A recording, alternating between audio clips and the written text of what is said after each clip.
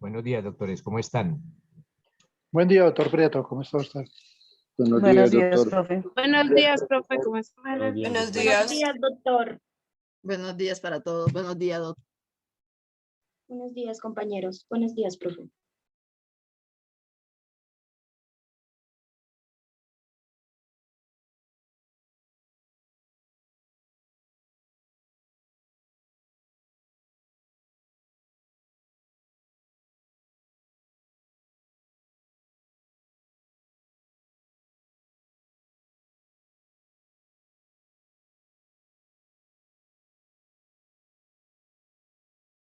¿En qué tema quedamos ayer, doctores?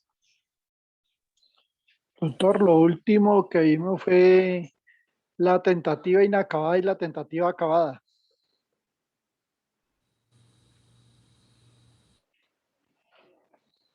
Perfecto.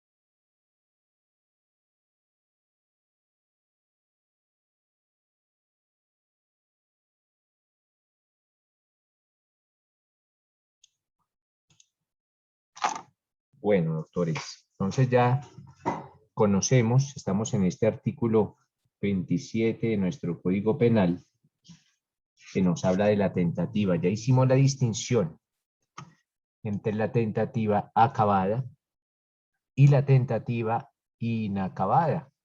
Y básicamente, ustedes comprendieron que la diferencia entre la tentativa acabada y la tentativa inacabada, pues radica esencialmente en el grado de aproximación a la consumación del delito. Si el grado de aproximación fue lejano, hablamos de una tentativa inacabada. Ahora, si el grado de aproximación fue cercano, pues hablamos de una tentativa acabada. Y acorde con las voces del artículo 61, inciso cuarto, que lo leí ayer el doctor Latorre, pues la pena es distinta. La pena es distinta para la tentativa acabada. La pena será mayor siempre para la tentativa acabada que para la tentativa inacabada. Si bien es cierto, se tratan de dos figuras idénticas, esto es de tentativa, entre más cercano esté el grado de consumación del delito, mayor será la pena. Bueno, existe otra forma u otra clase de tentativa, mis doctores, que se denomina la tentativa desistida. Ayer vimos algo con el arrepentimiento también. Les dije, ojo, tengan muy en cuenta y tengan muy presente que una cosa es la tentativa y otra cosa muy distinta es el arrepentimiento. El arrepentimiento no es tentativa, porque nosotros partimos del presupuesto que cuando un delito se comete bajo la modalidad de tentativa, el delito no logró su consumación, no se pudo consumar por una circunstancia ajena a la voluntad de la gente. Ojo, ajena a la voluntad de la gente, fuera de su voluntad. Y decíamos que en el arrepentimiento, pues hay voluntad de la gente y esa voluntad, pues, está dirigida o va encaminada a que el delito no se logre su consumación, pero porque la gente o el perpetrador del delito así lo quiso. Se vio involucrada su voluntad.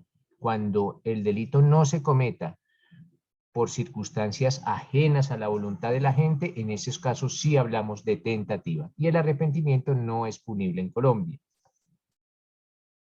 Existe otra clase de tentativa, doctores, que se denomina la tentativa desistida. En ocasiones, algunos estudiantes, incluso algunos abogados, suelen confundir la tentativa desistida con el arrepentimiento, y son dos figuras completamente distintas. Una cosa es la tentativa desistida y otra cosa muy distinta es el arrepentimiento. Y esa tentativa desistida, doctores, está consagrada en el inciso segundo de nuestro artículo 27. ¿Algún alumno, por favor, que le dé lectura al inciso segundo? Ojo, inciso segundo, inciso lo mismo que párrafo de nuestro artículo 27, por favor.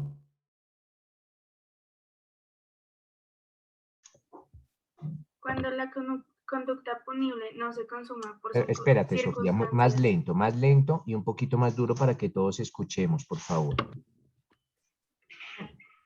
Cuando la conducta punible no se consuma por circunstancias ajenas a la voluntad del autor o partícipe, incurrirá en pena no menor de la tercera parte del mínimo, ni mayor de las 2/3 partes del máximo de la señalada para su consumación, si voluntariamente ha realizado todos los esfuerzos necesarios para impedirla.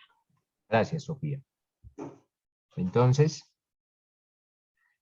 ¿y por qué les digo que suele confundirse la tentativa desistida con el arrepentimiento?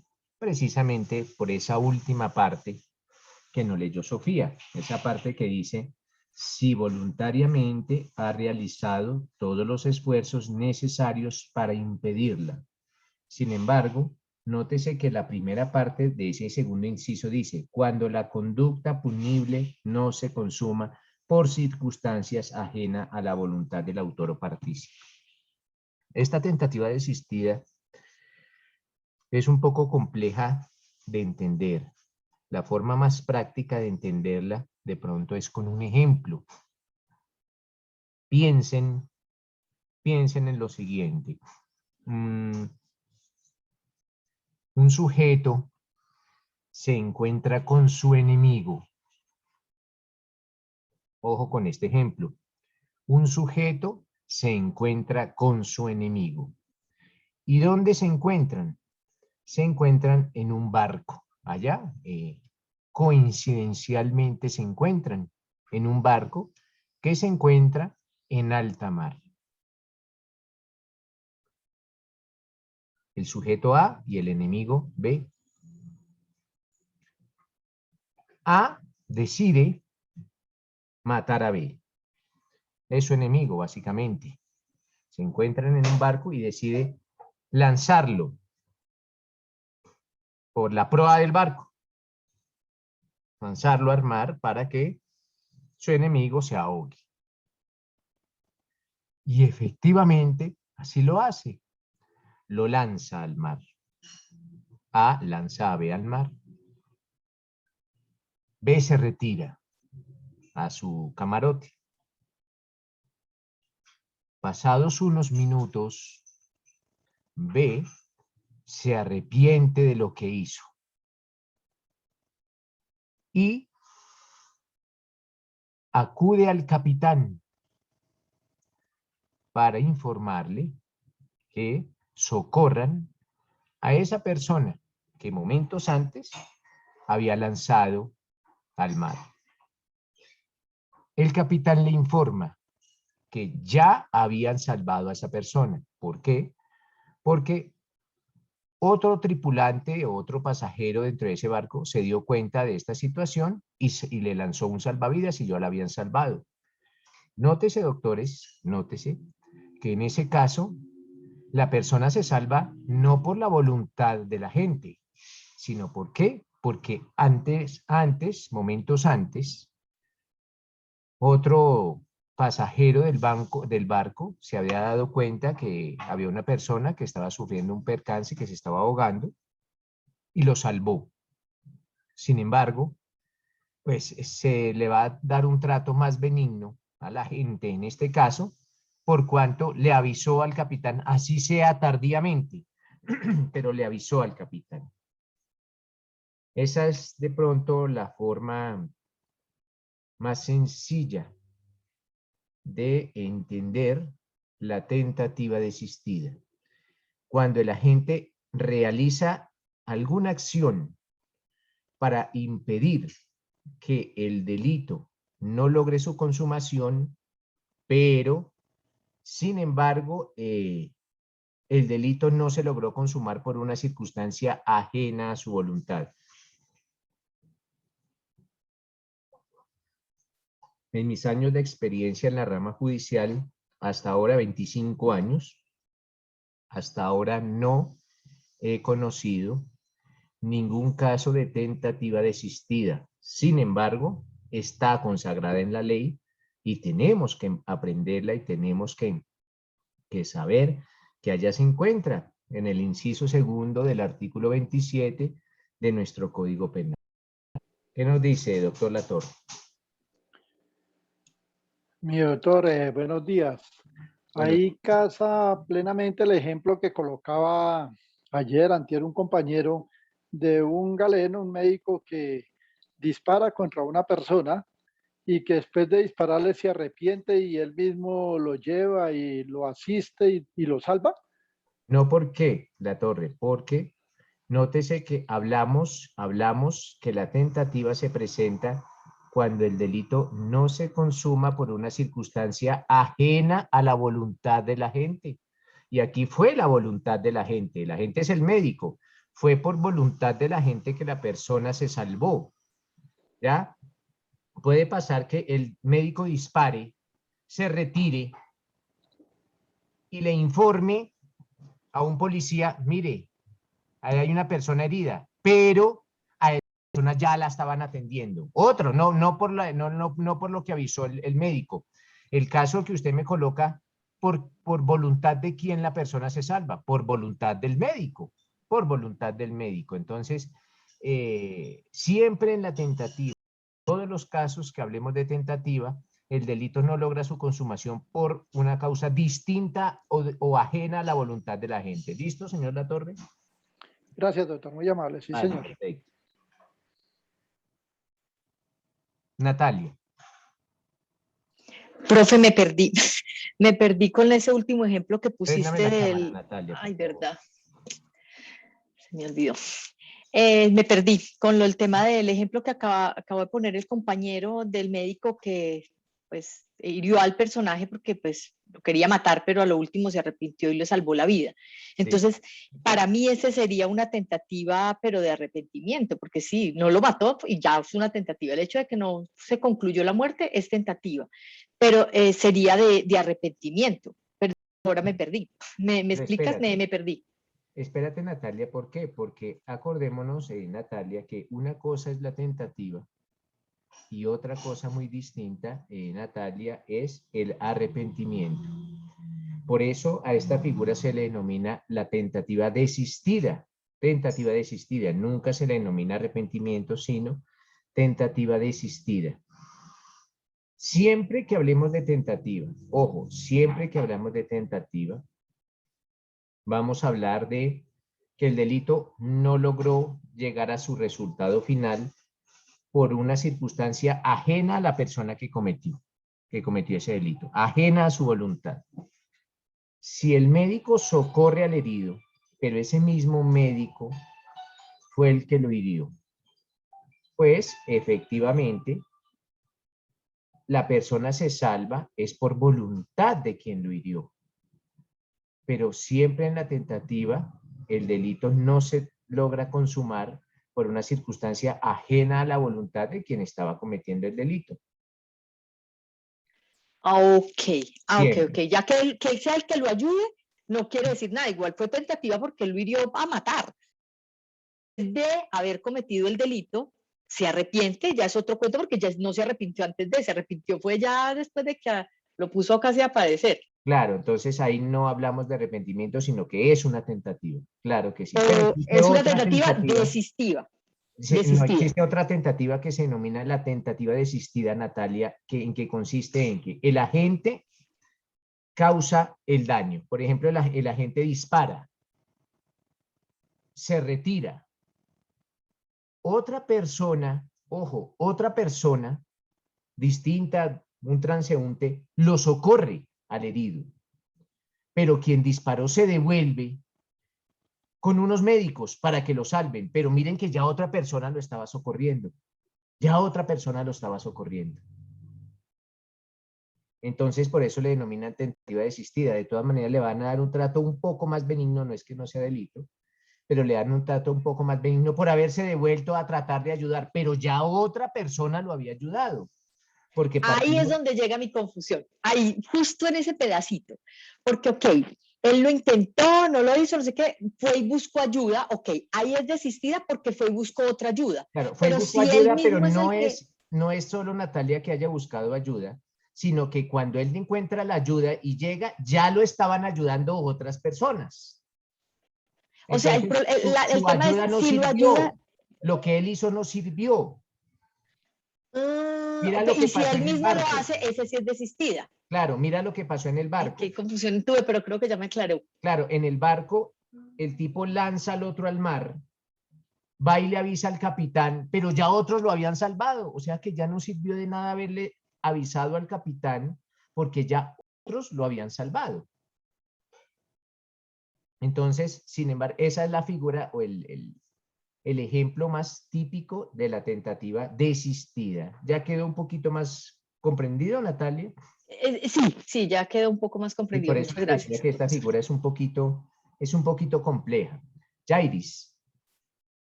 Sí, don. Buenos días. Desistida en este caso sería que él mismo, no un segundo, sino él mismo, fuese quien lo socorriera.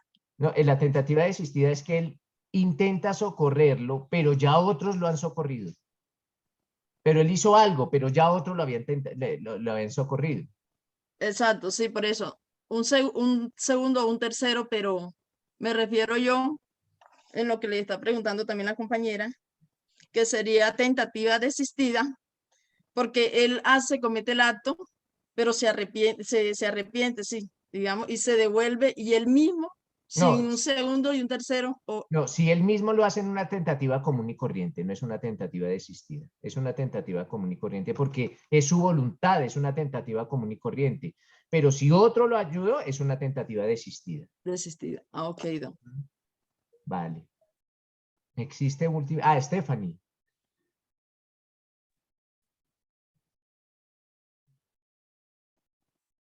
Préndeme el micrófono, Stephanie, que no te escuchamos.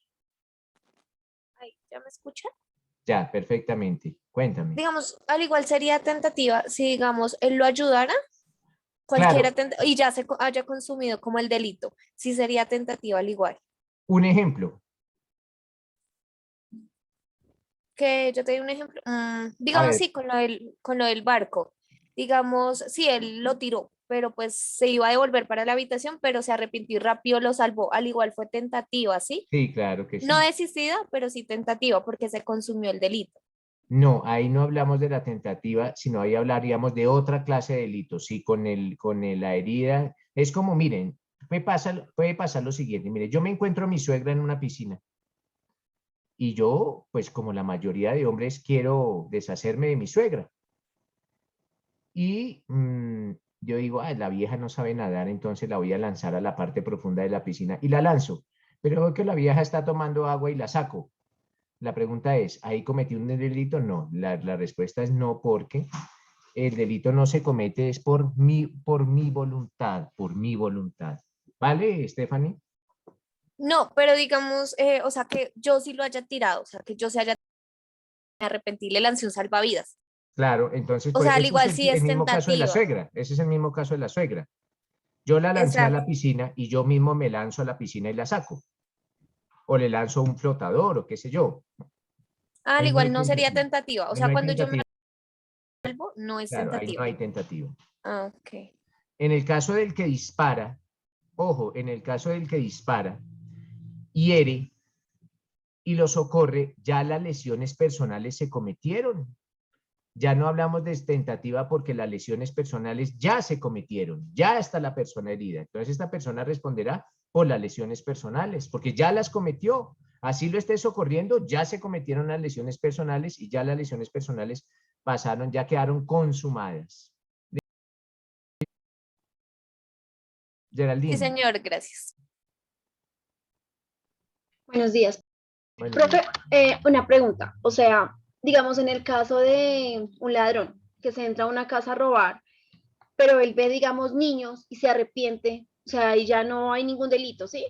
pues no habría ningún delito de hurto, porque tú me dices que es un ladrón. De pronto Sí. podrá haber otro delito, digamos que es la violación de habitación ajena o haber entrado, pero en lo que atiende al hurto no habría hurto. Ni Y en el siquiera caso, tentativa de hurto. Podría haber otro delito, sí, pero no podría ser juzgado y condenado, o no podría ser condenado básicamente por tentativa de hurto porque él fue el que se arrepintió. Lo podrán condenar por haber ingresado a ese inmueble, que es una violación de habitación ajena, pero por el hurto en tentativa no. y en el caso de la señora que tiran a la piscina, o sea, es tentativa cuando se le alcanza a lograr alguna lesión a la persona, pero si se arrepiente y no se logra ninguna lesión, así se haya tomado agua, por decirlo así, No es no nada, es tentativa. no es Ah, nada. vale, vale, Vale, profe, ya perfecto. me queda claro, gracias. Listo. Existe, mis doctores, una última clase de tentativa. La doctrina consagra una última clase de tentativa. Y esa tentativa, mis doctores, se denomina la tentativa imposible. A esa tentativa imposible, algunos estudiosos del derecho también le denominan la tentativa inidónea. Ojo, inidónea. Entonces, cuando ustedes observen tentativa inidónea, también se conoce como tentativa imposible. Acordémonos de los requisitos de la tentativa, de los 4 requisitos que vimos de la tentativa. Y uno de ellos era precisamente, mis doctores, que los actos que se desplieguen tienen que ser idóneos e inequívocamente dirigidos a la consumación del delito, tal y como lo consagra el artículo 27. Pensemos en lo siguiente. Si yo voy a disparar, voy a matar a una persona y coloco y utilizo el arma sin balas, pues no hablamos de tentativa de homicidio. ¿Por qué? Porque el arma no era idónea para matar por cuanto no tenía sus proveedores, sus balas. Si yo voy a estafar a una persona y para tal fin utilizo billetes de monopolio, pues esos billetes de monopolio no son idóneos, no tienen la entidad suficiente para lograr estafar a una persona.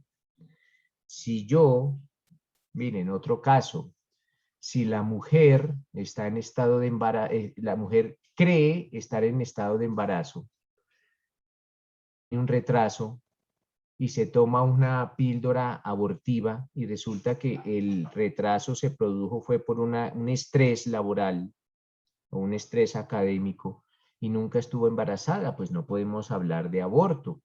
Si quieren envenenar al profesor de Derecho Penal y utilizan para tal fin azúcar, y yo no tengo ninguna alergia al azúcar ni nada por el estilo, pues los actos no son idóneos. Entonces, en esos casos, doctores, se presenta en todos esos ejemplos que vimos, se presenta la figura de la tentativa imposible o de la tentativa inidónea. Y esa acción no será punible. Esa acción no tiene ningún castigo. Cuando hablemos de tentativa inidónea o de tentativa imposible, esa acción no tendrá ningún castigo. Entonces, doctores, con este temita de la tentativa inidónea o de la tentativa imposible, pues hemos visto ese artículo 27 del Código Penal.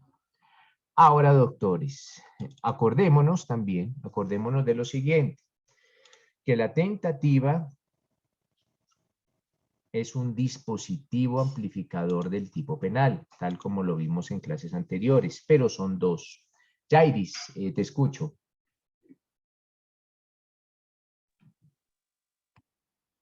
Sí, por ejemplo, cuando se ha cometido robo con armas de juguete, en ese caso, esas personas que, o sea, sí logran cometer el robo porque las personas dejaron intimidar, ya que Claro, muchas armas pero son sí, pero muy, mira, Jairis, que dices cuando se comete un robo, quiere decir que ya no hablamos de tentativa porque el robo ya se cometió. mm, Entonces, siempre que hablemos de tentativa, el delito no se logra cometer. no se logra cometer. Pero si tú me dices, fueron y utilizaron un arma de juguete y robaron a una persona, pues ya la robaron. Entonces, si ya la robaron, ya no hablamos de tentativa, sino ya hablamos es de un hurto ya consumado. ¿Vale? Entonces, en ese caso, sí hay hurto. Claro que sí, porque ya se cometió. Ah, ok. María Camila. Buenos días, profe. Una pregunta que me perdí. Digamos en el ejemplo de que nos dio del que tira al barco y bueno, ya después lo habían rescatado y eso, igual sigue siendo tentativa, ¿cierto? Sí, Pero es tentativa ¿de cuál caso? existida. Del caso que yo le avisé al capitán, pero ya otros lo habían salvado. ¿De ese caso? Sí, esa es la tentativa desistida y esa es la que está consagrada en el segundo inciso del artículo 27, María Camila. Profe, ¿y por qué en el otro ejemplo de que lanza a su suegra no sería tentativa existida? ¿Por qué? Porque yo fui quien la ayudó. Yo fui quien la ayudó. En el caso del barco, fueron otros los que la ayudaron. Otros la ayudaron a esa persona, pero yo le avisé al capitán, pero fueron otros.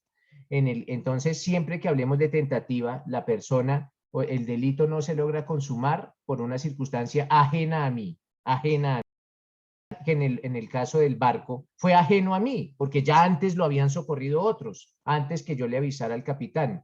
Como en el que yo mismo lo hice, no hablamos de tentativa, ahí no hay nada, yo mismo lo hice, entonces siempre que hablemos de tentativa es porque el delito no se consumó por algo ajeno a mí. Ah, vale, profe, gracias. Vale, perfecto. ¿Qué nos dice Luz Ángela?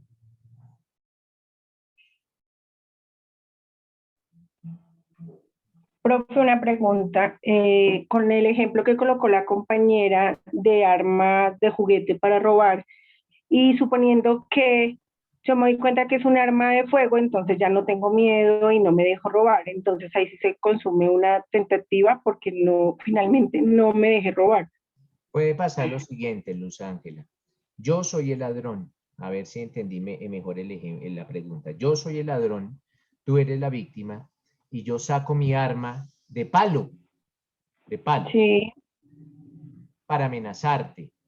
Pero tú, Luz Ángela, eres una mujer que conoce de armas y se da cuenta que mi arma es de palo y no se deja robar. Ahí no hay tentativa de hurto. ¿Por qué? Porque el instrumento que yo estaba utilizando para amenazarte no era era inidóneo. no era idóneo.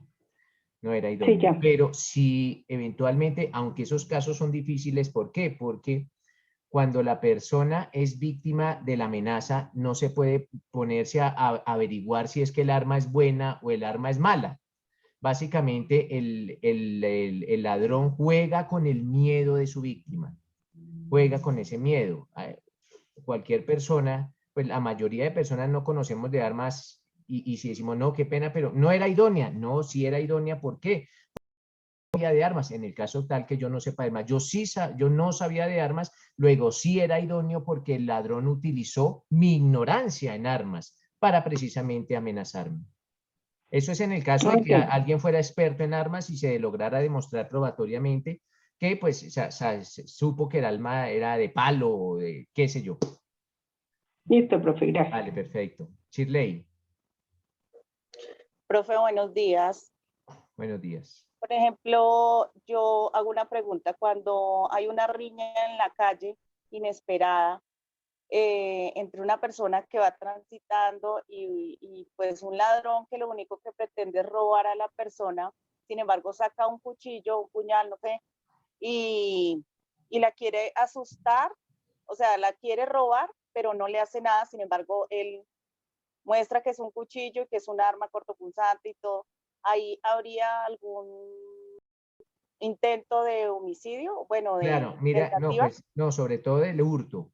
Si yo soy el ladrón, Chirley, y saco un cuchillo, ¿con qué fin lo hago? Con el fin de amenazarte. De amenazar. Claro, entonces te pregunto, ¿un cuchillo sirve para amenazar? Sí, La claro. respuesta es sí, claro que sí. Sí. Entonces hablamos que el cuchillo sí es apto, sí es idóneo para causar el resultado. Si la persona no lo quiera, el ladrón no quiera matar a nadie, pero simplemente por el pero ojo simple porque hecho estamos de... hablando de un hurto. Pero si Ujú. yo le hago un lance a la víctima, ¿cierto? Le hago un lance a la víctima porque la víctima opone resistencia. Sí. Entonces le mando un viajado, como llaman normalmente, pero pues la palabra técnica es un lance. Le hago un lance a la víctima y se la hago al cuello. La respuesta es, ¿lo quería matar, Chirley? Sí, claro. Claro que sí lo quería matar porque nótese a dónde mando la cuchillada. Pero si la hago a una mano, no lo quería matar, pero sí lo quería herir. Sí lo quería herir. Entonces, ese análisis ya va a traspasar el delito de hurto para ingresar en terrenos o de las lesiones personales o de la tentativa de homicidio o eventualmente del homicidio. Depende cómo se den las circunstancias. Ah, listo, profe. Muchas Vale, gracias. perfecto. Luis. Profe, buenos días. Buenos días. Pues precisamente era la misma pregunta de ahorita.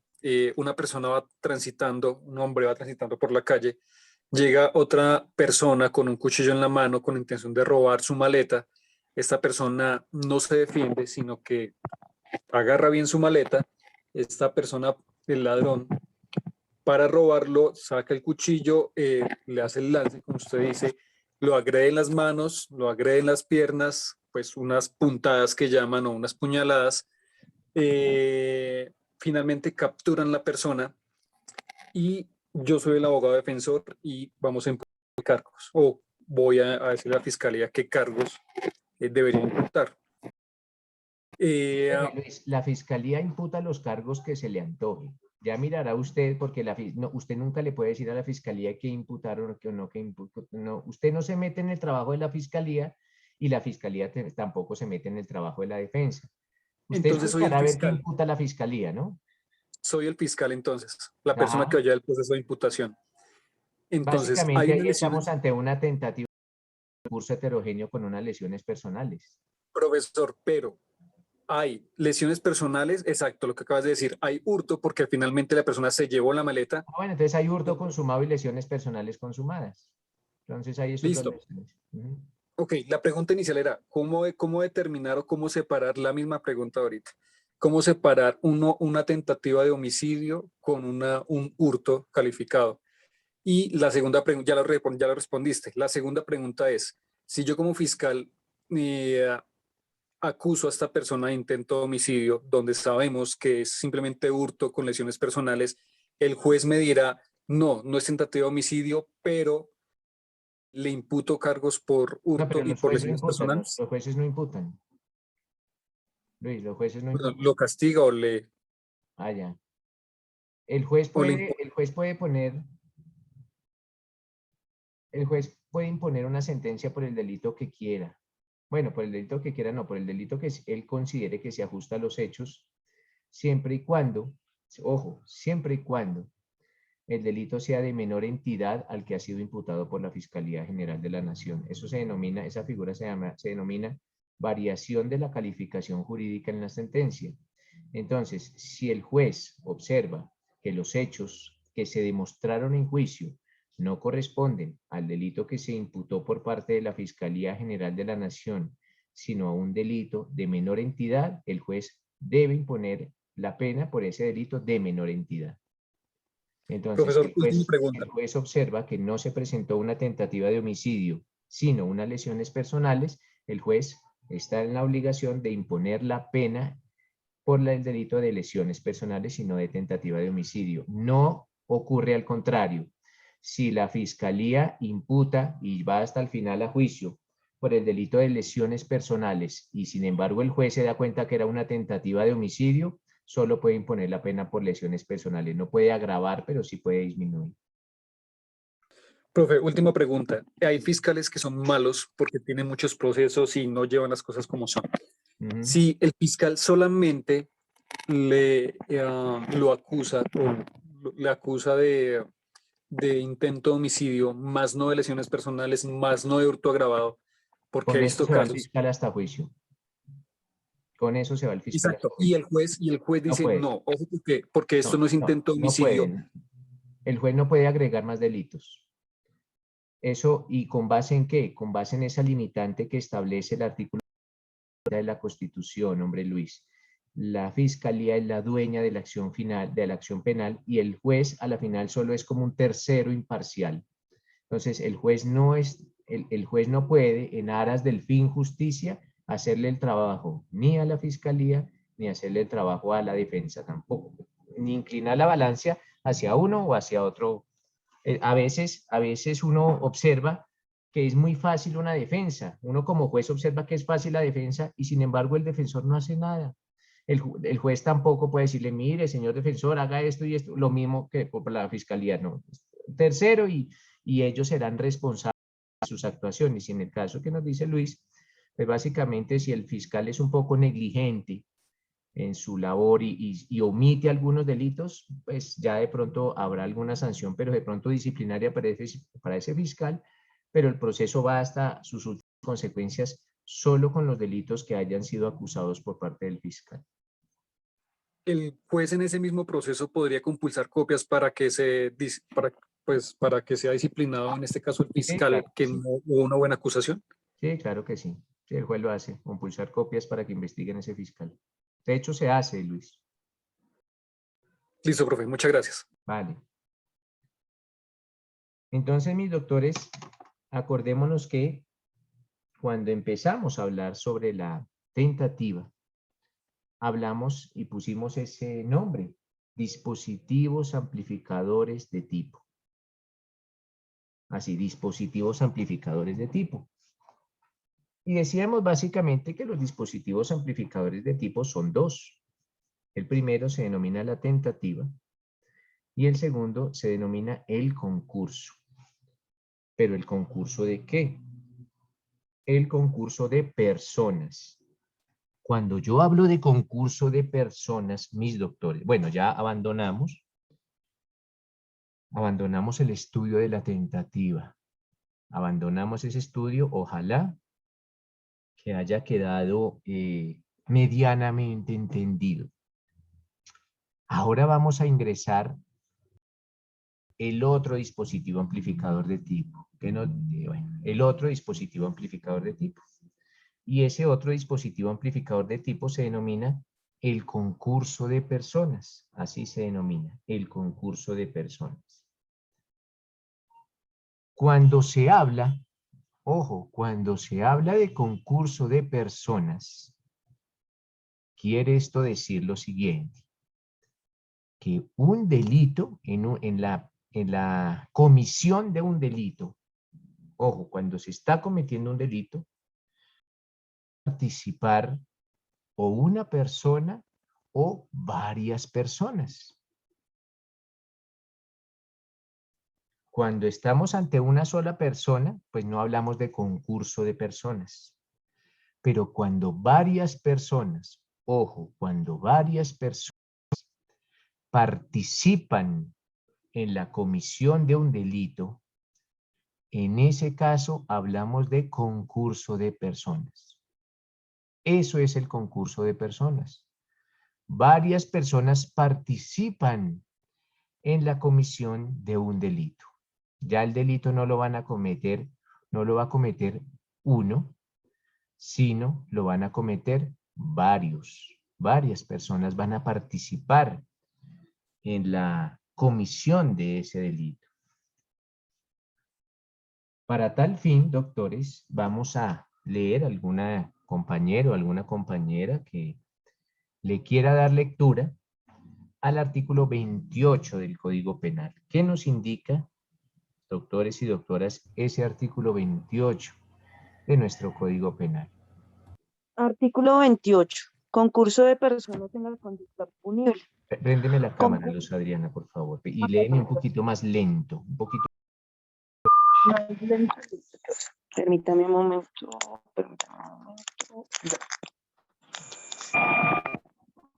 Un poquito más lento. Entonces dice. ¿Listo, Luz Adriana? Listo, profe. Artículo 28. Concurso de personas en la conducta punible. Concurren en la realización de la conducta punible los autores y los participantes. ¿Y los qué? ¿Y los qué? ¿Y los qué?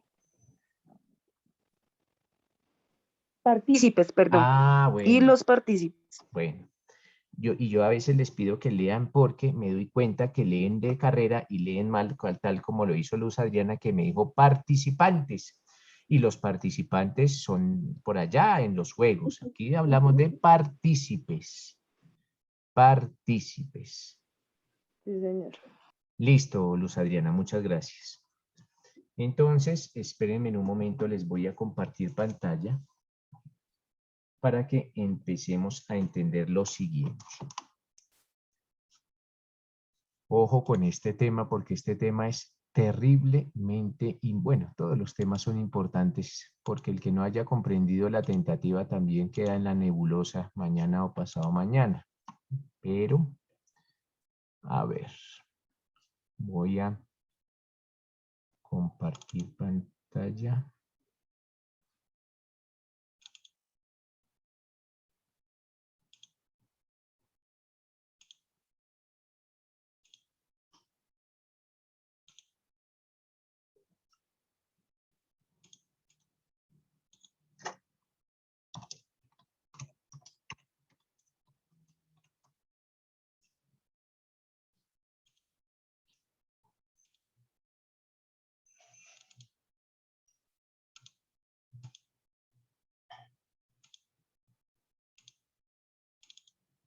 ¿Ya tienen la pantalla compartida, doctores?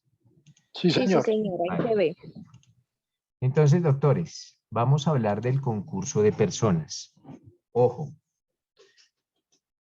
Ojo con lo siguiente. El concurso de personas es un dispositivo amplificador del tipo penal, al igual que la tentativa. Al final, cuando hayamos visto en su integridad la tentativa y el concurso de personas, les voy a explicar, o me lo recuerdan por favor, del por qué se llaman dispositivos amplificadores del tipo penal. Se llaman así. Por ahora sabemos que uno de los dispositivos es la tentativa.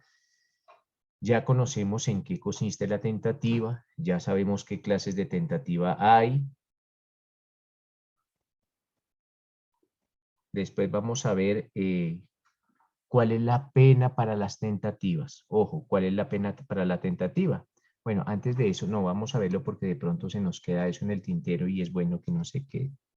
Ese tema se me ha olvidado, se llama así, punibilidad. Punibilidad.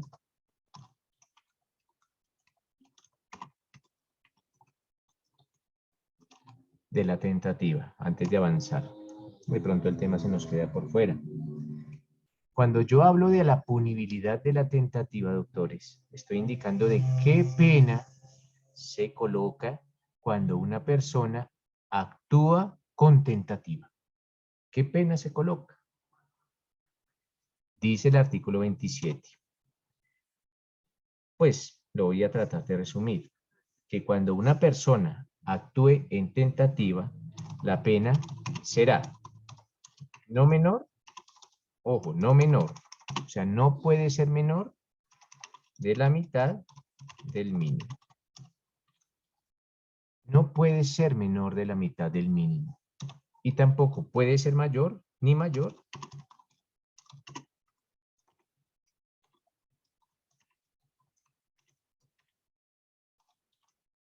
de las 3/4 partes del máximo. Esa es la pena que coloca el artículo 27 para la tentativa. Lo primero que tengo que hacer, mis doctores, es determinar qué delito estoy hablando. tengo que establecer de qué delito estoy hablando. Y acordémonos, doctores, que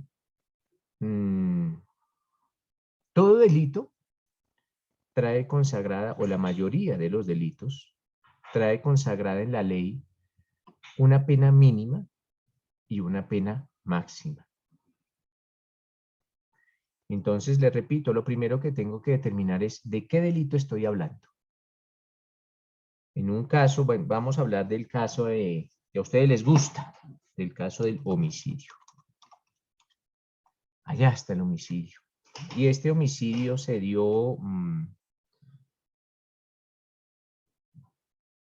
porque una persona le pagó a un sicario para que el sicario matara a la víctima. Entonces el sicario se dirige donde su víctima, apunta y falla. Y huye y lo captura. Estamos ante el típico caso de una tentativa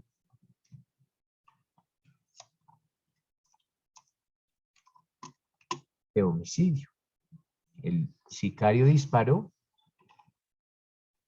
y huyó, capturado. Y él falló cuando disparó contra la víctima.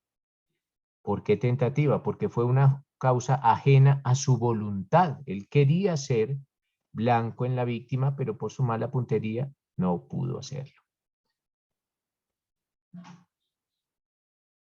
Estos casos de sicariato están consagrados en el artículo, esto ustedes no tienen por qué saberlo, pero ahora sí lo van a saber, 104 del Código Penal. Allá están consagrados esos casos del sicariato. Básicamente, en su numeral, ya les digo en qué numeral, cuarto.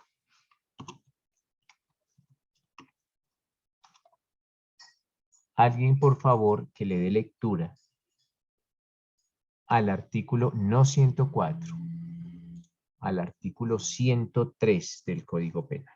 103.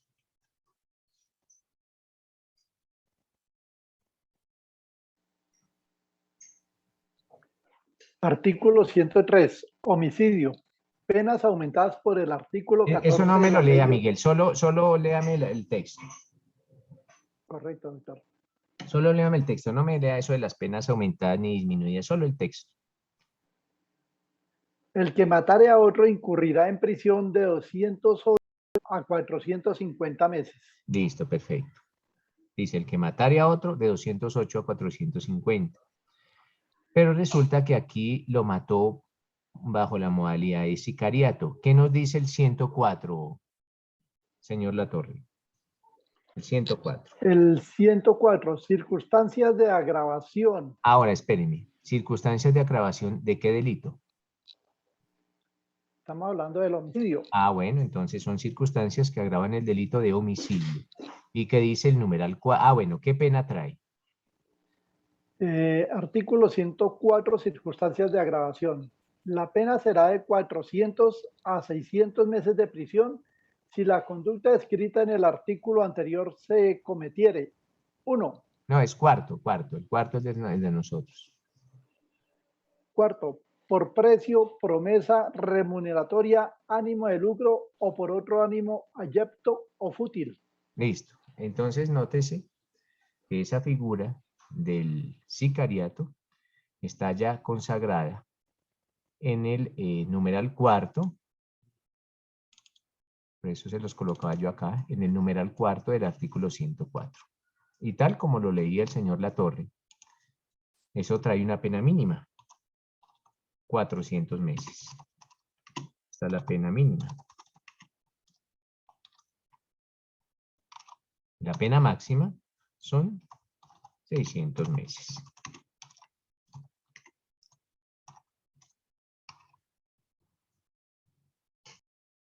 Doctores, esta es la pena mínima y esta es la pena máxima para el delito de homicidio agravado.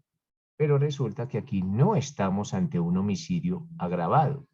Estamos ante una tentativa.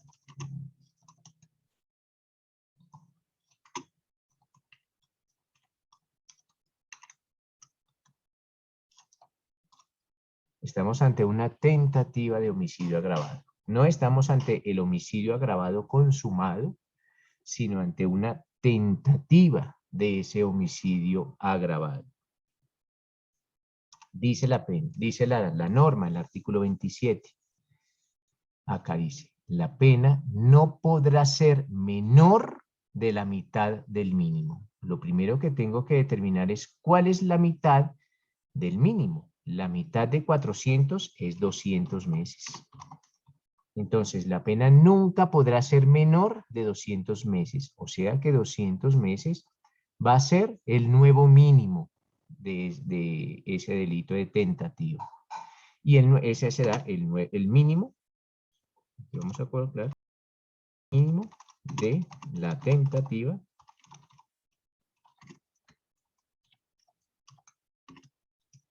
de homicidio agravado. Va a ser 200 meses. Dice, acá dice, ni mayor de las 3/4 partes del máximo. Entonces, tengo que realizar una operación.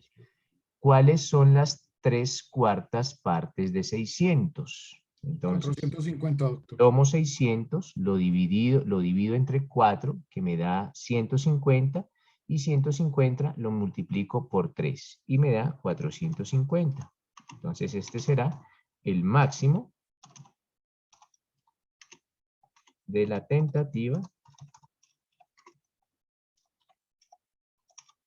de homicidio agravado. Entonces, miren, doctores, la pena.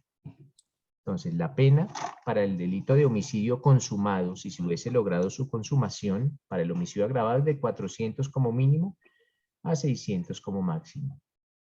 Pero, como el delito se cometió en tentativa, ya el juez tendrá como un nuevo mínimo 200 y como un nuevo máximo 450 meses de pena. Helber, lo escucho. Buen día, doctor. Doctor, digamos, entre esos 200 y 400 se juegan pruebas, se juegan... No, eso lo trae el artículo 60 y 61. Helber, y pues para Helber y para todos. Cuando yo estudié Derecho, ustedes no habían nacido. Yo estudié por allá en el año 1950, estudié esto. Y a mí me enseñaron de una forma, Helber, que era la memorización. Así se enseñaba el derecho antiguamente, memorizándolo. Yo ya no lo enseño así. Hoy las nuevas metodologías de estudio ya no aplican la memorización. Pero con base en su pregunta, y esto es como para que lo sepamos, yo sí exijo la memorización de 2 artículos. De 2 nomás, de 2. Del 60 y del 61. ¿Por qué, Helber? Porque cuando lleguemos allá, Helber se va a dar cuenta de cómo es que se mueve el juez entre ese mínimo y ese máximo. Exacto. Eso es lo que... ¿Cuáles son los parámetros que tiene que tener el juez para moverse? Si impone 200 o 300 o 350 o 220, ¿cómo juega el juez con la pena? ¿Cómo se mueve? Eso lo trae consagrado el 60 y el 61. Eso no es totalmente discrecional para el juez. No, no lo es. El juez tiene que ceñirse a unas directrices y esas directrices están consagradas en el 60 y en el 61. Nosotros lo vamos a ver. De hecho, Helber, vamos a durar una semana porque ese es un tema bien difícil de comprender. Muy difícil y va a requerir de ustedes, primero, la memorización de esos 2 artículos y segundo, que repasemos la aritmética básica, la aritmética que aprendieron por allá en 4º o 5º de primaria. Esto no va a ser de bachillerato, sino 4º y 5º de primaria. Sumar fraccionarios, restar fraccionarios, saber básicamente es fracciones, acordémonos de fraccionarios, qué es la mitad, qué son las 3/4 partes, qué es una tercera parte, cómo se suman, cómo se restan, pero igual nosotros lo vamos a hacer. Yo creo que la otra semana lo vamos a hacer durante toda la semana. Eso se denomina aprender a dosificar penas, aprender a ver si el juez efectivamente realizó bien su labor de imponer esa pena, o de pronto la pena era mayor, o de pronto la pena era mayor, si de pronto el juez se desfasó por arriba o se desfasó por abajo, o cuando a nosotros nos llega un caso a nuestra oficina, ustedes que pueden ser mañana abogados litigantes, eventualmente el cliente les preguntará, bueno, doctores o doctoras, si a mí me condenaran, ¿cuál eventualmente podrá ser mi pena? Entonces ustedes tienen que realizar toda esa dosificación para informarle a ese cliente, mire, empiezan a hacer todas las operaciones matemáticas, eventualmente su pena sería esta, para que el cliente también sepa a qué se enfrentará en caso tal que vaya a ser a qué pena se puede llegar a enfrentar y si tendría alguna clase de beneficio, alguna clase de rebaja o qué sé yo. Pero eso sí lo vamos a ver, pero la otra semana, de cómo... ¿Y en las negociaciones igual, doctor? No, eso se ve eso se ve en procesal penal. Procesal penal, porque eso no está consagrado en el Código Penal, sino en los códigos de procedimiento penal, cuando hay allanamiento a cargos o cuando hay preacuerdos o negociaciones o cuando hay principios de oportunidad, pero pues eso lo tendrán que ver. Pues aquí no, porque es que escasamente vamos a ver por ahí el 30% del tema, y si nos metemos a temas de procesal, pues ahí sin apague y vámonos, porque ni lo uno ni lo otro. ¿Listo, Helber? Vale, doctor, muchas gracias. Vale, perfecto. Entonces volvemos nuevamente a compartir pantalla. Vengan acá. Entonces, miren, doctores, cómo la pena en su mínimo se modificó y también se modificó en su máximo. Pues lógicamente, doctores, las penas para las tentativas serán menores que para los delitos consumados. En este caso, en este ejemplo del homicidio, miren, de 400 a 600, que era el nuevo, pasó de 200 a 400. De 200, sí, a 450. De 250. Tal como le dije a Helbert, después vamos a ver cómo es que se mueve el juez entre esos 200 y esos 450 meses. Eso lo vamos a ver con toda seguridad. Listo, doctores. Ese es el tema de la punibilidad de la tentativa. Pero hay otro tema, es que cuando uno, por tratar de ir rápido, a veces uno se le quedan temas por fuera y van llegando paulatinamente. Otro tema que se había olvidado de la tentativa es el siguiente.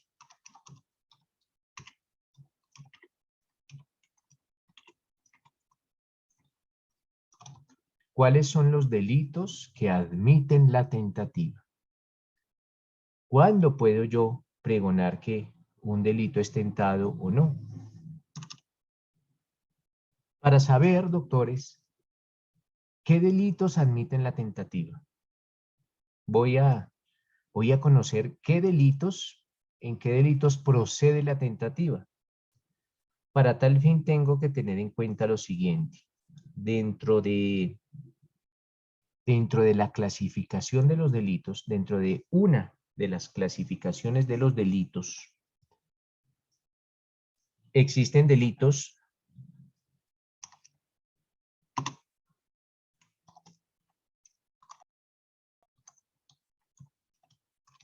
de conducta instantánea. A estos delitos también se les denomina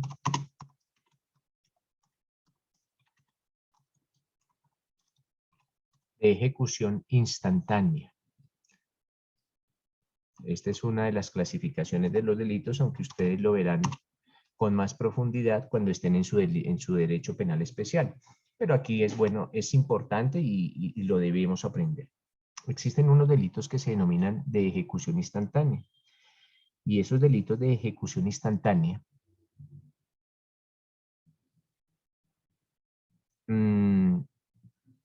ya les había dicho que son los que se cometen con un solo acto, en una sola unidad de tiempo. También existen otros delitos que se denominan delitos de ejecución.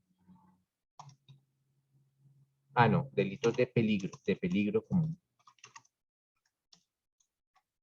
Aquí vamos. Y existen otros delitos que se denominan de resultado. Vamos a hablar de este, no tanto de este, pero sí de estos dos. De los delitos de resultado y de los delitos de peligro común. Cuando yo hablo de los delitos de resultado, doctores, ojo, cuando hablo de los delitos de resultado, ¿cuáles son estos delitos de resultado? Cuando al cometerse el delito, existe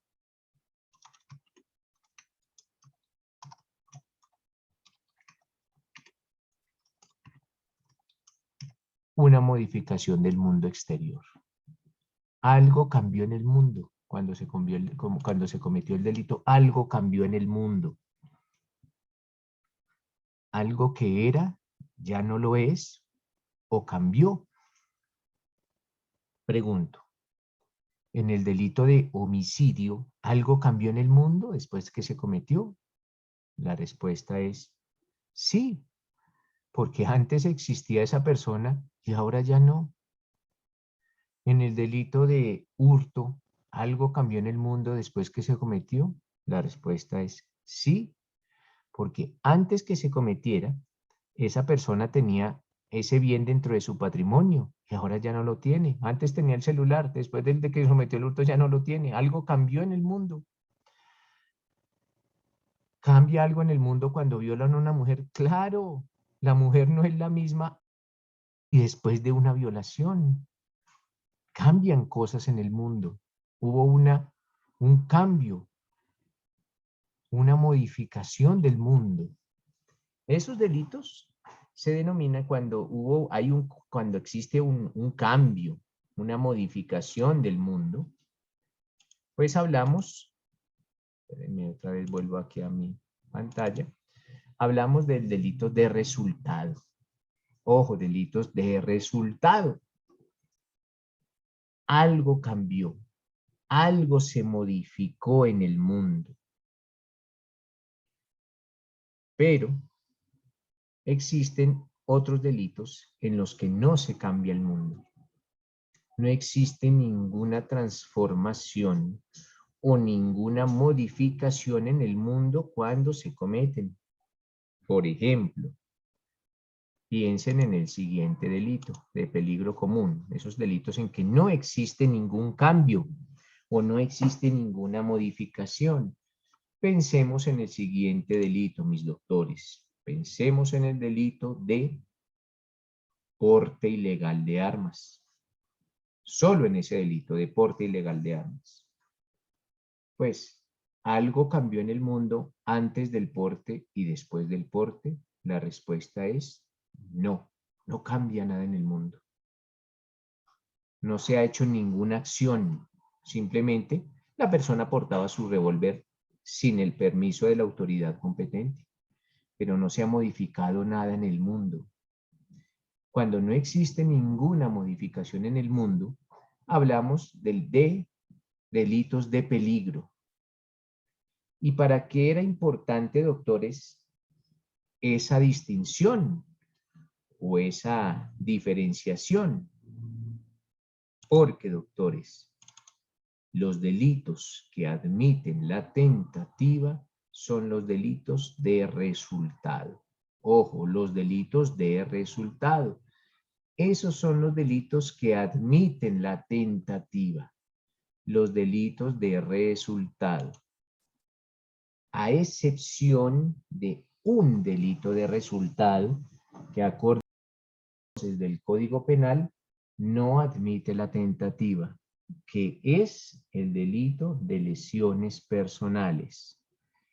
Sin embargo, hay una especial lesión personal que sí admite la tentativa, y es esa lesión personal que nació con una ley que ustedes van a conocer de posteriormente, que se denomina la Ley Natalia Ponce de León, que establece unas lesiones especiales que se cometen con ácidos o con álcalis. esas lesiones sí admiten la tentativa. ¿Por qué? Porque eso dice la ley. Y pues nosotros nos ceñimos a lo que diga la ley. Pero por regla general las demás lesiones no admiten la tentativa, siendo delitos de resultado. Siendo delitos de resultado. Miren, doctores, que esos temitas se nos habían quedado por fuera y era importantísimo mirarlos.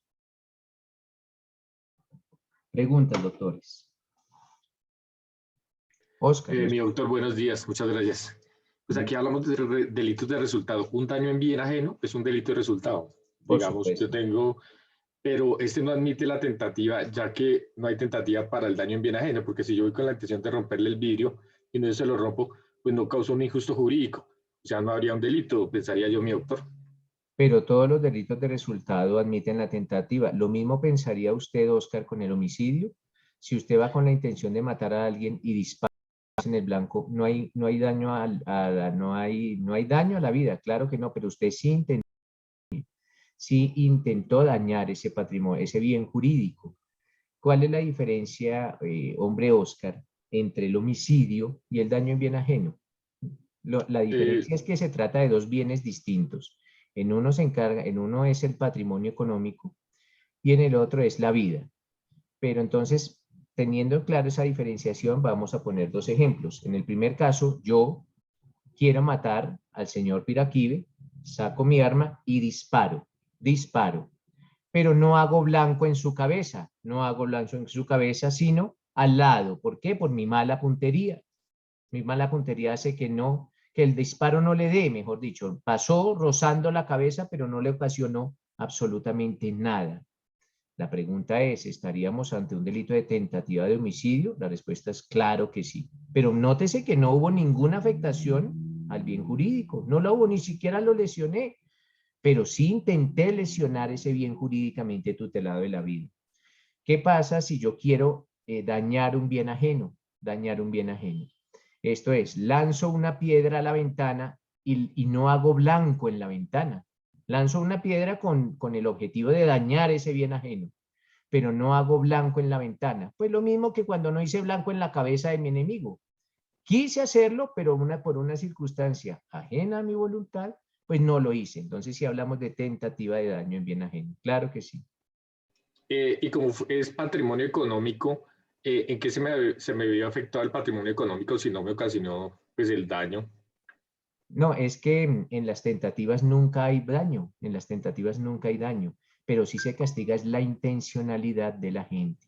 Se castiga es eso, la intencionalidad de la gente, porque lo mismo diría la víctima. ¿En qué se lesionó mi vida cuando me dispararon y no me dieron? Pues la vida no se le lesionó en nada, pero sí vamos a castigar en la intención de la gente. Y con base en los delitos de peligro no se admite la tentativa. ¿Por qué? Porque pensemos en este hipotético caso que yo intenté portar el arma, pero no pude.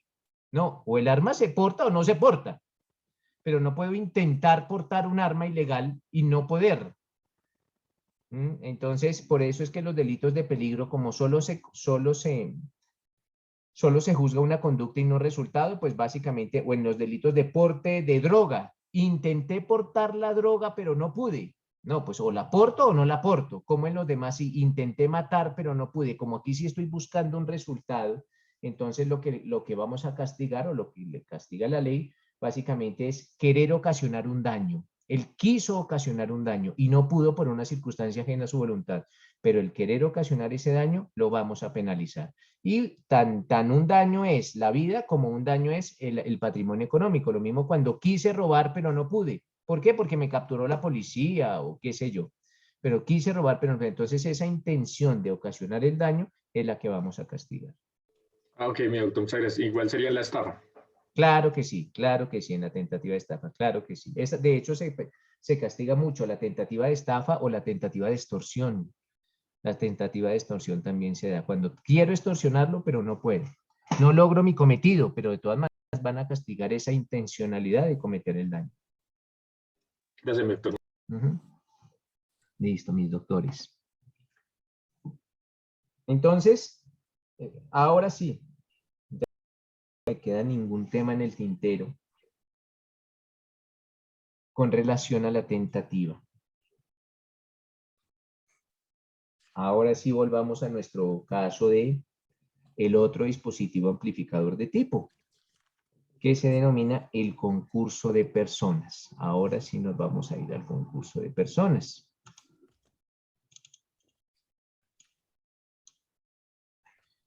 Me vuelvo allí al concurso de personas.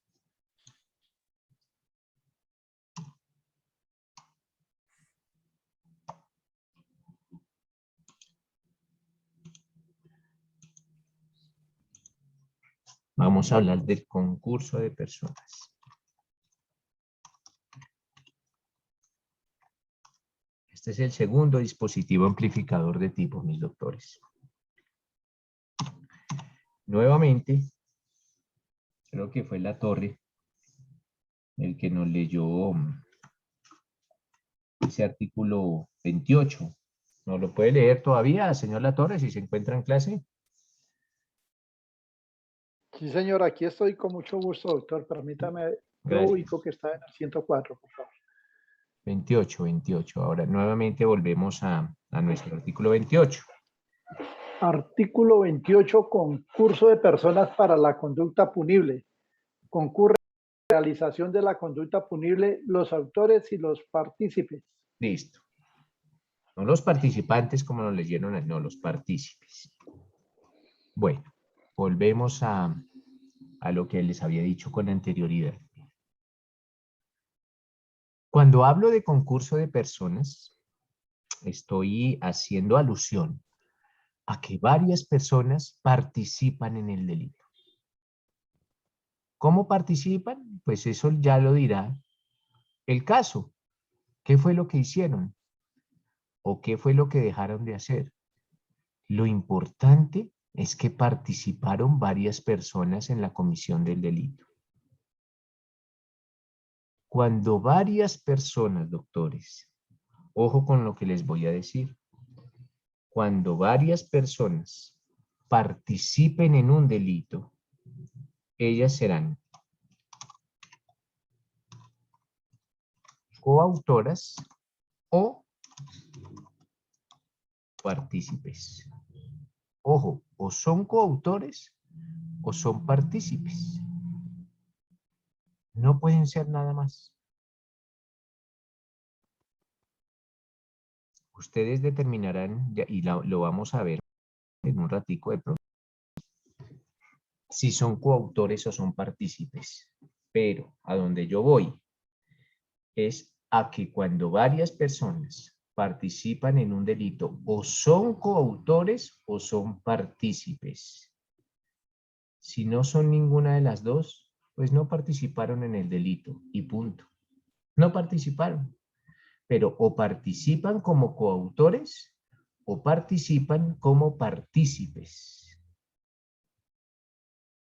O participan como coautores o participan como partícipes. Entonces, yo les preguntaré, mañana les pondré un caso, o pasado mañana, o algún día. Les pondré un caso. Un caso en el que varias personas intervienen en un delito. Y les preguntaré sobre cada una de esas personas que intervinieron en ese delito. Y ustedes me tendrán que responder si esas personas o cada una de esas personas intervino como coautor o intervino como partícipe. Lógicamente, tenemos que tener un conocimiento ya en nuestro inventario o en nuestro haber o en su mente ya tiene que haber un conocimiento. ¿Cuál es? Cuando una persona interviene como coautora o cuando una persona interviene como partícipe. Y eso es lo que vamos a ver. Cuando una persona interviene como coautora de un delito o cuando una persona interviene como partícipe del delito. Para eso nos vamos a remitir al artículo 29. Y ese artículo 29, doctores, nos habla de cuando una persona es autora de un delito. ¿Cuándo podemos decir que la persona es autora del delito? No es lo que piense la gente de la calle, no. Es el concepto o la definición que traiga la ley sobre cuando una persona es autora de un delito. Entonces una persona será autora de un delito cuando reúna los requisitos consagrados en la ley para pregonar que esa persona es autora del delito. Alguien, por favor, que le dé lectura a ese artículo 29 del Código Penal. Yo, profe. Yo quiero. Elizabeth, démosle a las damas, por favor. Elizabeth, préndeme la cámara, Elizabeth, pero muy lento porque, ojo, porque usted ya se ha dado cuenta que yo descubro cuando están leyendo mal las palabras. Entonces, Elizabeth, 29, por favor. Artículo 29. Autores. Es autor quien realice la conducta punible por sí mismo o utilizando a otro como instrumento.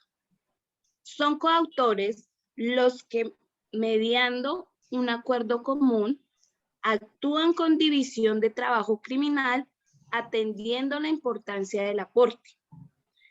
También es autor quien actúa como miembro u órgano de representación autorizado o de hecho de una persona jurídica, de un ente colectivo sin tal atributo o de una persona natural cuya representación voluntaria se detente y realiza la conducta punible, aunque los elementos especiales que fundamentan la penalidad de la figura punible respectiva no concurran en él. Pero si la persona o ente colectivo representado, el autor en sus diversas modalidades incurrirá en la pena prevista para la conducta punible.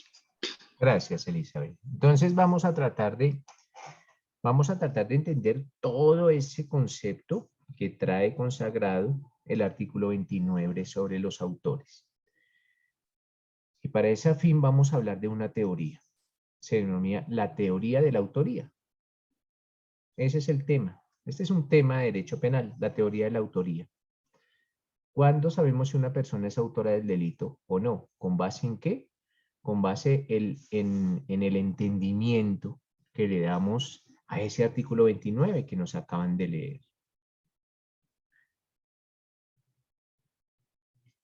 Vamos a hablar de algunos temas. El primero se denomina la autoría directa. Ojo, autoría directa. Voy a enunciar los temas que desarrollan todo el concepto y toda la teoría de la autoría. Primero, vamos a hablar de la autoría directa. Segundo, vamos a hablar de la autoría mediata. Tercero, vamos a hablar de la coautoría. Y cuarto, de la responsabilidad penal de las personas jurídicas en lo que concierne a sus representantes legales. Entonces le repito los temas que trae consigo la autoría. Son varios temas, autorías son muchos temas. Ustedes se dieron cuenta que pues el artículo 29 es bastante amplio. Entonces repito los temas. Primero,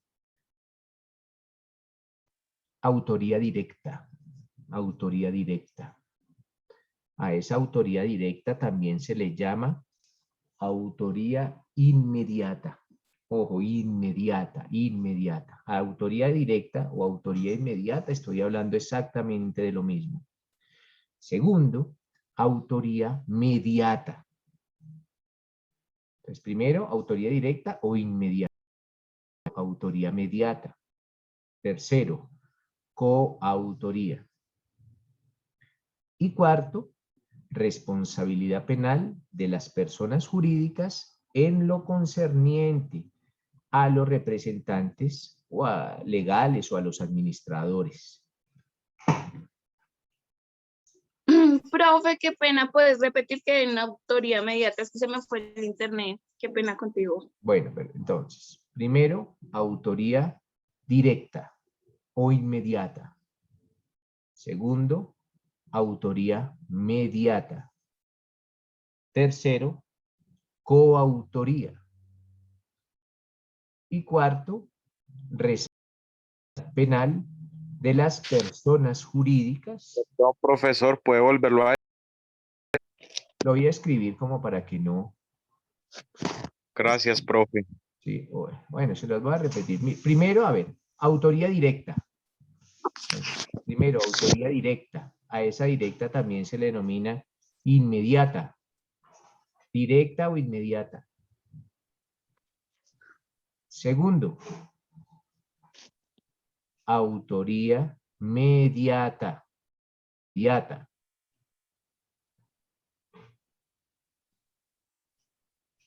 Tercero, coautoría. Coautoría. Cuarto, responsabilidad penal de las personas jurídicas, pero en lo concerniente a sus representantes legales. Ahora sí.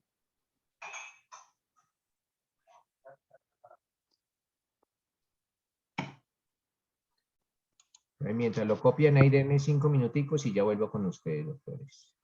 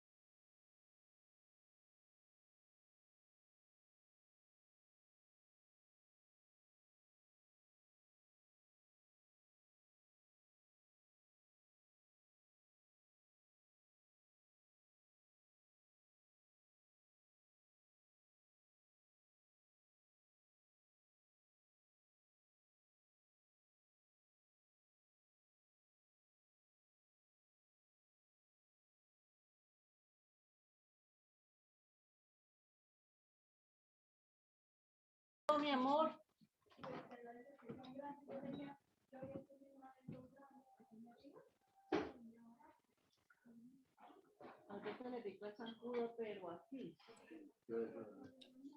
José, se le quedó el micrófono abierto.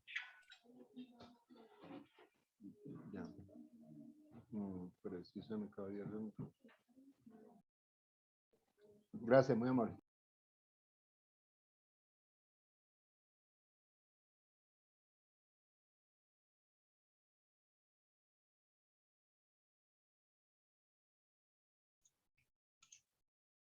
Bueno, doctores, volvemos. Entonces, ojo con lo que vamos a ver. Autoría directa o inmediata. Autoría mediata, coautoría y responsabilidad penal de las personas jurídicas, que básicamente pues es la responsabilidad de los representantes legales de las empresas. Antes de abordar cada uno de esos 4 temas, que básicamente esos 4 temas son los que están consagrados en ese artículo 29, los que nos leyeron anteriormente. De eso es que habla el artículo 29. Vamos a hablar de unas teorías.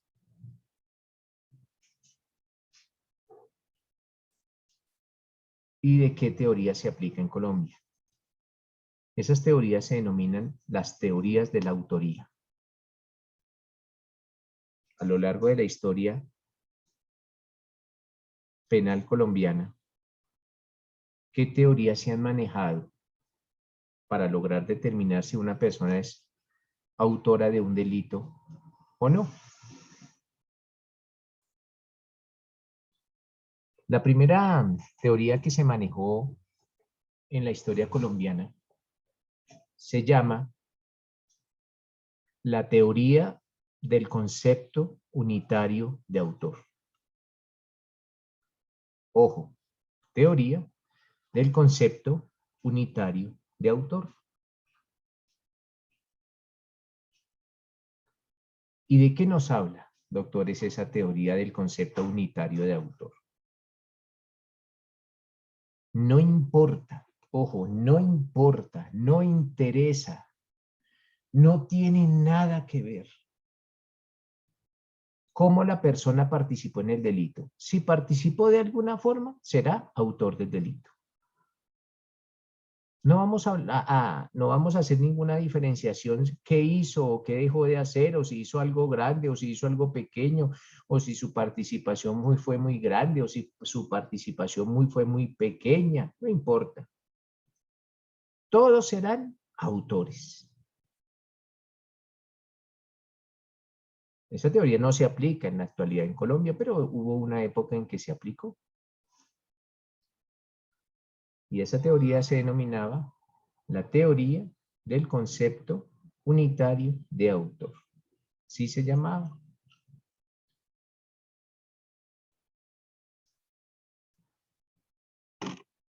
Posteriormente, a raíz de después del Código Penal de 1980, nació otra teoría. Y es la teoría que se aplica actualmente en Colombia, que se denomina la teoría del dominio del hecho. Ojo, teoría del dominio del hecho.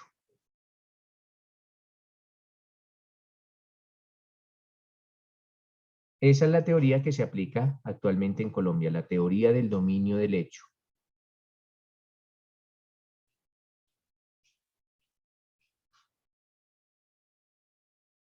Vamos a tratar de definir la teoría del dominio del hecho de una forma muy didáctica. Es autor del delito quien tiene la posibilidad, ojo, quien tiene la posibilidad de modificar, de transformar o de interrumpir el delito. Repito, será autor del delito quien tiene la posibilidad de modificar, interrumpir o suspender el delito.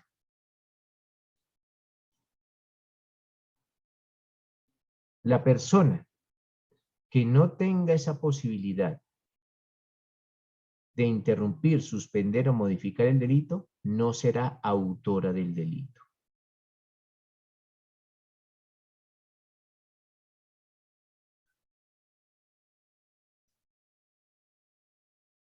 A ver, lo vamos a entender mejor con un ejemplo. Adriana Velázquez, ¿está en clase? Sí, señor. Préndeme la cámara, Adriana. Bueno, ¿Ahí?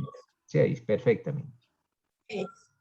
Entonces, ¿cómo Adriana y todos, pero solo voy a hablar con Adriana, va a determinar si una persona es autora del delito? Ya sabe Adriana cuál teoría se aplica en Colombia, ¿cierto? Sí. ¿Cómo se llama? Teoría del dominio del hecho. Eso, así se llama, teoría del dominio del hecho. ¿Usted tiene novio o novia, Adriana? Sí. ¿Novio o novia? Novio. Las dos, novio, listo. ¿Su novio es abogado o estudia derecho? No. Él tiene esa, bueno, algún defecto tenía que tener, ¿no? Y es ese.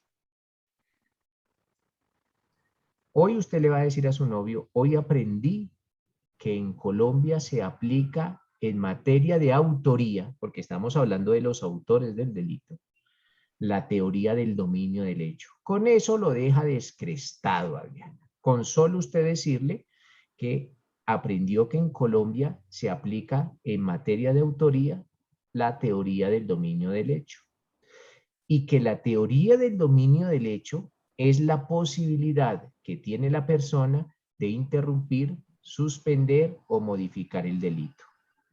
No le diga más, porque con eso usted dice, esta mujer está volando, esta mujer está ya en la estratosfera jurídica. Pero yo a usted sí le voy a explicar en qué consiste la teoría del dominio del hecho, no solo con la definición, sino con la explicación. A ver, Adriana. Usted es una mujer que va a ser víctima de una violación. Es víctima de la violación. Pero resulta que en la violación van a participar dos hombres. O sea, dos hombres te van a violar. Esos dos hombres te abordan en un sitio solitario. Uno de ellos te reduce o te inmoviliza con su fuerza y el otro te accede carnalmente. ¿Ya? Cada uno realiza algo. Cada uno da como su aporte. El aporte del primero es reducirte o inmovilizarte con fuerza y el segundo te accede carnalmente. Pensemos en el comportamiento de cada uno de ellos individualmente considerado. Pensemos en si el comportamiento, y esto es, hagamos como una ficción o imaginémonos, imagínate, Adriana, el que te está abrazando puede decir, ya no cometemos más este delito y te deja de abrazar y se va. Él tenía la posibilidad de hacerlo y de que el delito no se cometiera. Esto es, él tenía la oportunidad de suspender el delito.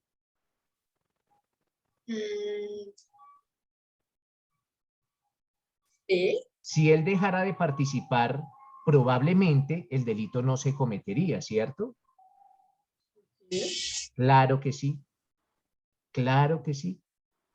Quiere decir que esa persona que te estaba hablando, que te estaba abrazando, tenía dominio del hecho. Podemos nosotros decir, esa persona que te estaba abrazando tenía dominio del hecho. Y el que te está accediendo tenía dominio del hecho, esto es, ¿él podía parar el delito? Sí. Claro que sí. Entonces, en ese caso, esas dos personas tienen dominio del hecho. Y si tienen dominio del hecho, son autoras del delito. Son autoras del delito. Ahora otro ejemplo, también contigo como víctima. En ese caso ya no van a ser dos. En ese caso van a ser tres. El primero te abraza, ya sabes qué hace el primero, te sujeta con la fuerza. El segundo te accede carnalmente. Y el tercero está vigilando a una cuadra, a ver que no venga nadie. La pregunta es, ¿el primero tiene dominio del hecho, el que te abraza? Sí, ¿El segundo, el que te accede? sí, ¿Y el tercero, el que está a una cuadra mirando? también. Ah, si el que está a una cuadra mirando deja de vigilar, ¿será que de todas No, no, maneras? No, no. él no tiene dominio del hecho. Él no lo tiene. Quiere decir esto, Adriana, que ese tercero no es autor del delito. No es autor del delito. ¿Por qué?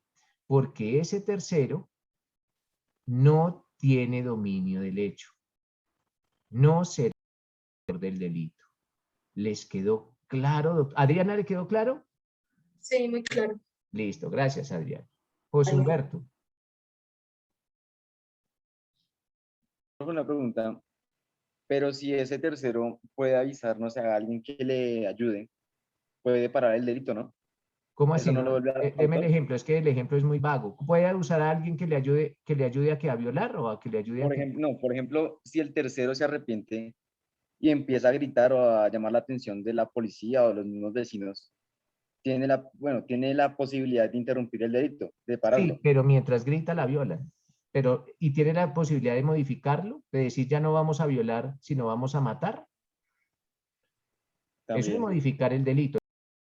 Violar. En ocasiones el autor del delito dice ya no voy a violar, ahora voy a violar y a matar. ¿Para qué? Para no dejar el testigo. Ese tercero tenía la oportunidad de modificarlo, esto es de decir ya no voy a violar, sino ahora vamos a violar y a matar. El tercero, el que está a 2 cuadras. Ah, no, señor. Entonces, por eso no tiene el dominio del hecho. Tiene que tener la posibilidad de transformar, interrumpir o suspender el delito, modificarlo. Ah, listo, muchas gracias. Vale, perfecto. Elber. Doctor, en el caso, digamos, en los apartamentos, los vigilantes que se unen a estas bandas y son los que dan la puerta, Elber, los que cada les caso ayudan. es distinto. No, Usted sí, por eso mirará. el caso así No, sería... pero es que Elber, cada caso usted me dirá, mire que yo no le puedo responder eso se lo responde usted mismo. Usted va a analizar qué hizo cada quien. Es por las acciones de cada uno. Claro, usted va a analizar la conducta de cada uno individualmente. Ojo, Esa era la duda que tenía. En ese estudio que usted haga de cada conducta individualmente considerada, llegará, porque no todos los casos son iguales, no, nunca. Estos son como pautas para analizar todos los casos. En cada caso, Herbert, usted tendrá que analizar qué hizo cada quien. La actuación de Y cada uno. determinar si tenía o no tenía dominio del hecho. Listo. Si lo tenía, será autor. Y si no lo tenía, no será autor. No será será otra cosa, pero autor no. Autor no. Eso era. Básicamente, entonces usted siempre mire, porque, por ejemplo, si el vigilante ayudó a sacar, ¿sí? Si el vigilante abrió y cerró la puerta, pues usted mirará si el abrir la puerta es dominio del hecho o no, pero cada caso o si el autor se hizo el loco y no, el celador se hizo el loco y no miró las cámaras de seguridad o qué sé yo, cada caso determinará y cada caso no, básicamente, Helber, el comportamiento de cada quien. Por eso cuando usted sea defensor, la fiscalía y la fiscalía a 4, por ejemplo, tal como usted lo dice, 4 apartamenteros, tendrá que indicar qué hizo cada uno de los 4. Todos podrían recibir penas diferentes. Claro. ¿Qué hizo cada uno de los 4? ¿Por qué? porque una cosa es un autor, otra cosa es un cómplice, otra cosa es un determinador, otra cosa es un partícipe, y usted tiene que defender, es que yo no, sería ilógico que yo, fiscalía, le dijera a usted, oiga, voy a procesar a su cliente como autor, y al final del proceso le dijera, ay, qué pena, es que no es autor, sino era cómplice. Hubiera dicho, no, señor, si usted me hubiese dicho desde el principio eso, yo hubiera defendido a un cómplice, pero no me lo diga ahorita, porque yo llevo 2 años defendiendo lo que usted me dijo, señora fiscalía, que era un autor, no un cómplice. Listo, doctor. Pero Gracias. entonces, Claro. por ahora, Helber, analicemos el comportamiento individualmente considerado para determinar si tenía o no tenía dominio del hecho. Si lo tenía, hablamos de autor, ¿vale? Listo, doctor, gracias. Listo, perfecto. ¿Qué nos dice Roger? Doctor, y si el tercer agente, el tercer actor, no hubiera estado a 2, no digamos a unos pocos pasos, ¿tampoco seguiría siendo autor? Eso pregúnteme, eso me lo responde usted. ¿Tenía dominio del hecho? Él podía decir, dejo de violar, dejemos de violar, y todos dicen, bueno, está bien, dejemos de violar, y nos vamos. No. Si fuera jefe de los dos, sí. Si fuera el jefe de una banda de violadores y él fuera el jefe, sí. ¿Sí ve que cada caso es muy distinto, Roger?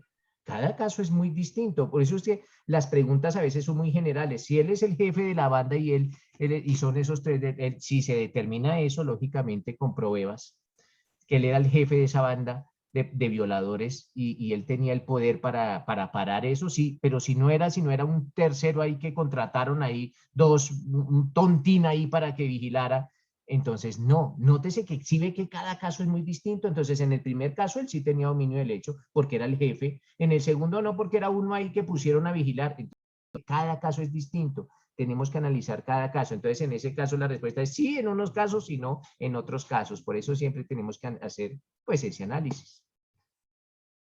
Vale, Jairis.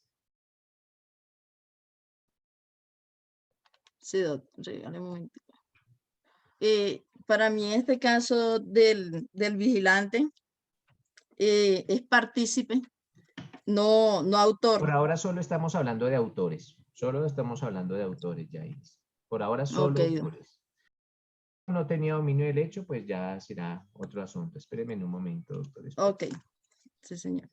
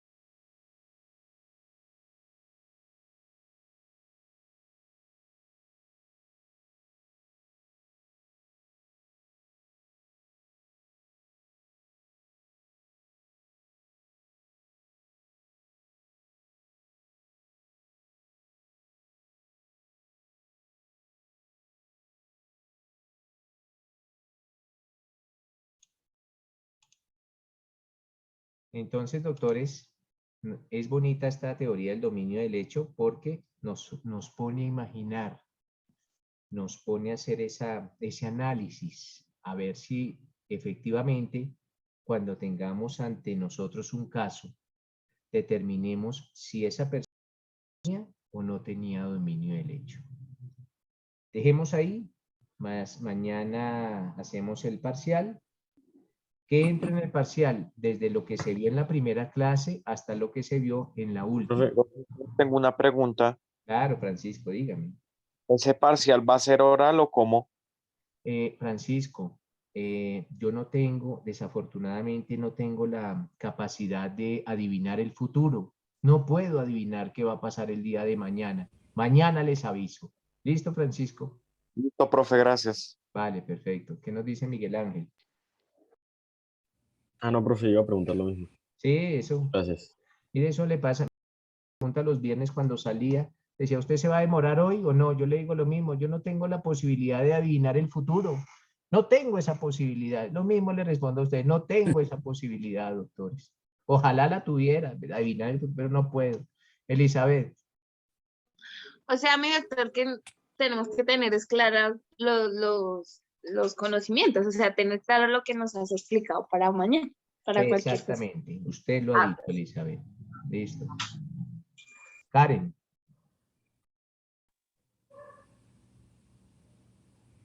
Bueno, Karen se nos fue. Natalie. Buenos días, profe. Qué pena, ¿será que usted podría colocar la clase hoy en la plataforma? Es que tuve problemas de internet. Claro que sí, no solo esta, sino todas las clases yo las subo a la plataforma. Si no las subo tarde, las subo al otro día, pero todas las clases las subo, claro que sí. Bueno, profe, gracias. Vale, perfecto. Oscar. Mi doctor, qué pena molestarlo. Para el listado del curso, pues yo vengo de otro curso. Ajá. Creo que no voy a estar en el listado. Bueno, igual yo tomo nota aquí, yo siempre miro acá, yo miro las personas que están yo miro las personas que participan, las personas que me presentan los exámenes. Básicamente no se preocupe, hombre, tanto por eso, Oscar, que yo no soy tan escuelero con relación a la asistencia, pero sí soy muy exigente con relación a los exámenes y a los conceptos y a lo que me participen. Entonces, por ahora no se me preocupa por eso. ¿Listo, Oscar? Gracias, doctor, muy amable. Bueno, doctores, un feliz resto de día y nos vemos mañana. Gracias, doctor, igualmente. Gracias, muy amable. Gracias, profe, feliz tarde.